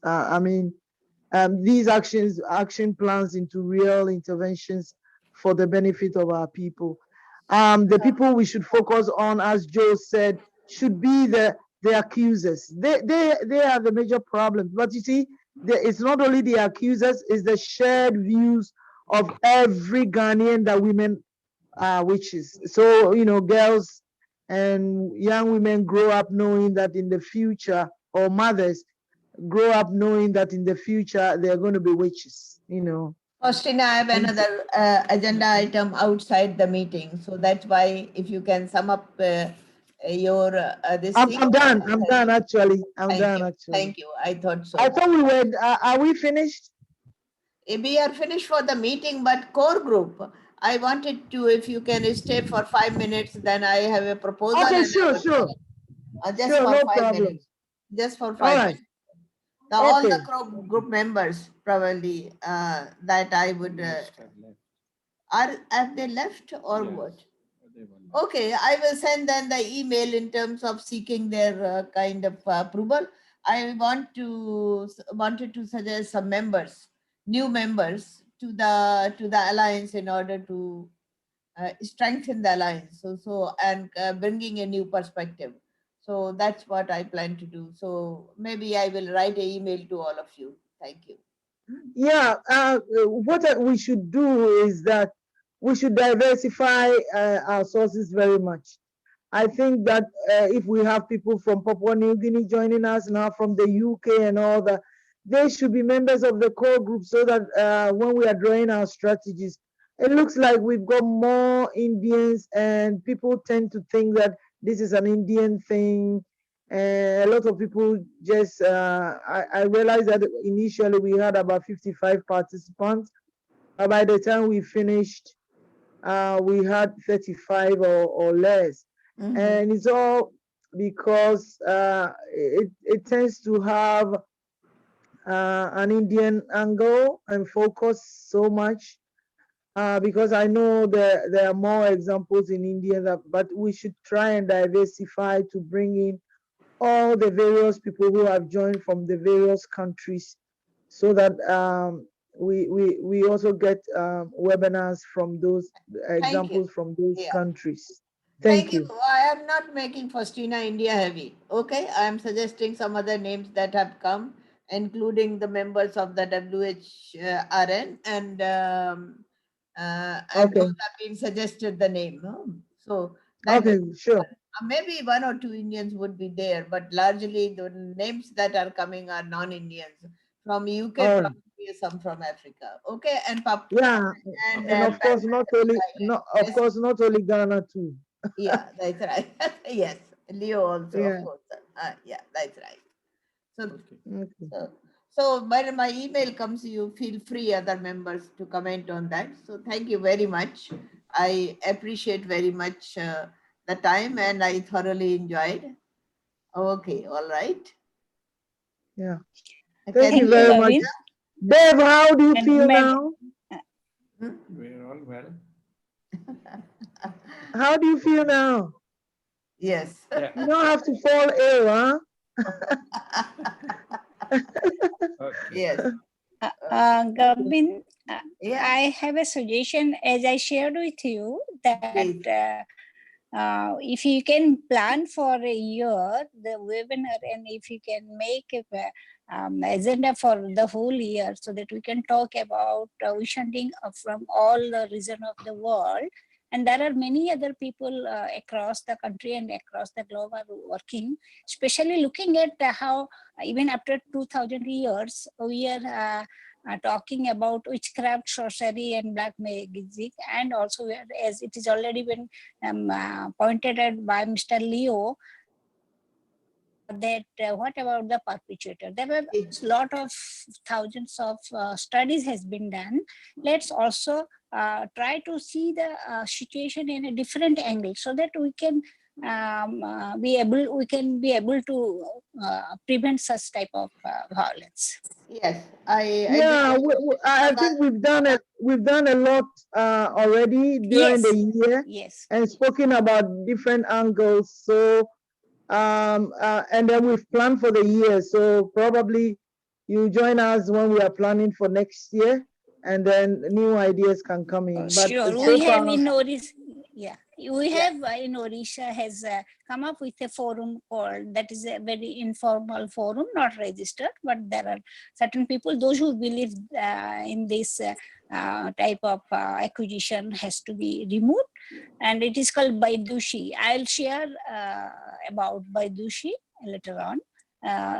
One advocate Sujata was there, and another Bigno from media, he was also there in this meeting. Maybe I have not seen him yet, but Sujata was here.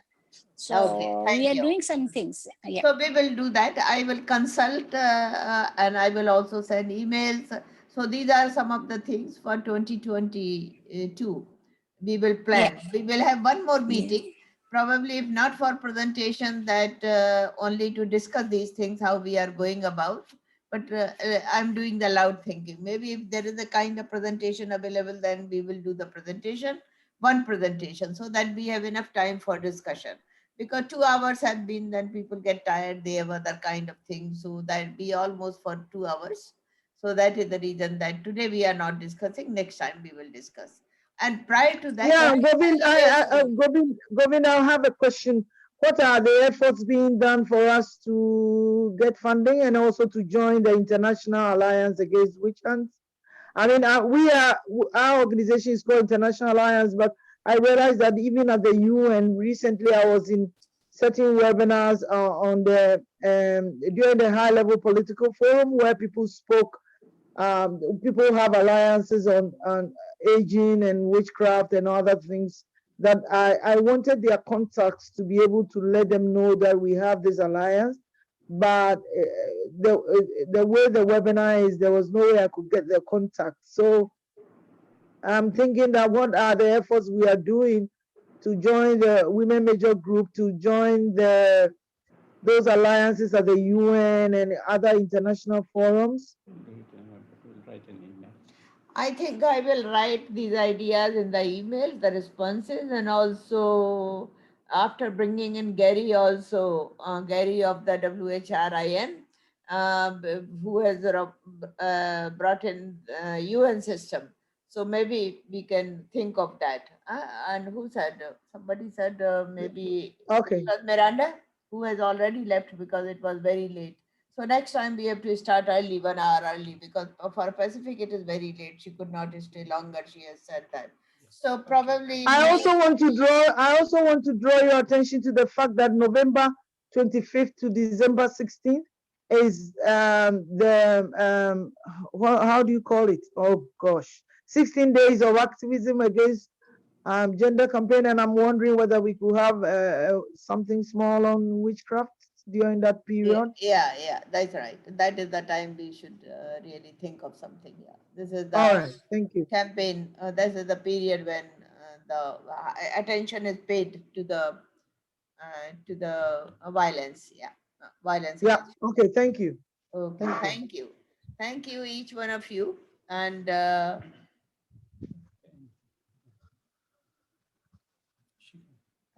We can. So Dave, get well soon. Bye. Bye-bye. Bye.